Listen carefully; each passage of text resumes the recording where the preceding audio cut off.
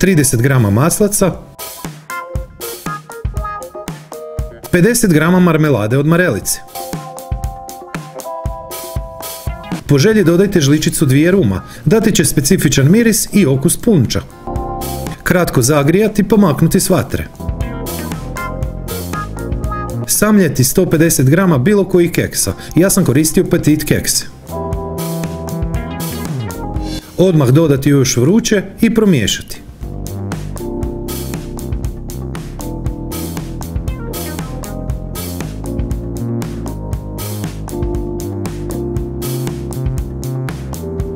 Četiri naranče, znači oko 1 kg. Iz sredine svake naranče narezati 3 kriške kako bi ih dobili ukupno 12 komada.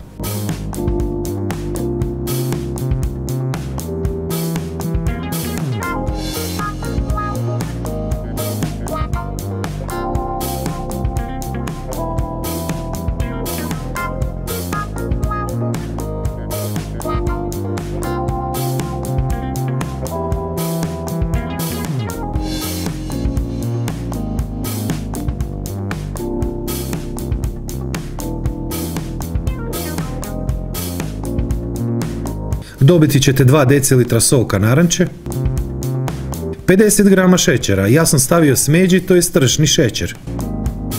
Dodati pola decilitra, to je 50 ml obavezno hladne vode u neku posudu. Standardni paketić preljeva za torte, ja sam koristio svijetli.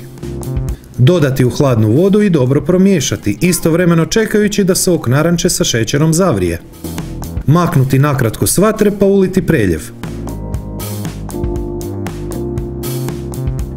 Nastaviti kuhati minutu.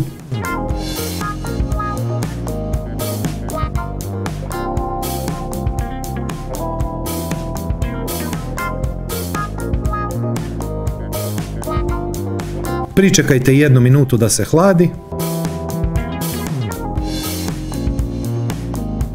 Ostavite da se hladi pola sata, a za to vrijeme pripremite čokoladnu glazuru.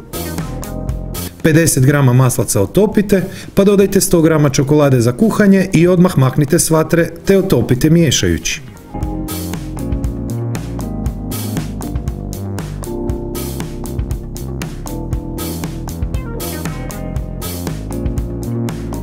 Ohladiti barem pola sata. Ispod svakog mog videa je pisani recept, popis sastojaka, postupak redom po brojevima korak po korak i preporuke za brojne slastice koje sam pripremao.